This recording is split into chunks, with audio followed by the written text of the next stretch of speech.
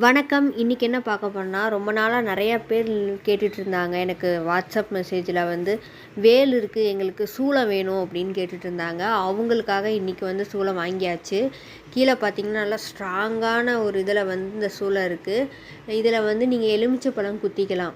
எலுமிச்சைப்பழம் குத்தினாலும் இது வந்து சாயாது. அந்த அளவுக்கு இது ரொம்ப ஸ்ட்ராங்காக இருக்குது. இந்த சைஸில் மட்டும்தான் வந்து சூளம் இருக்குது.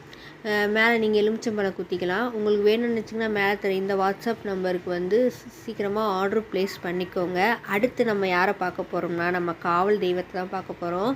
இது வந்து 2-3 பேர் என்கிட்ட கேட்டிருந்தாங்க.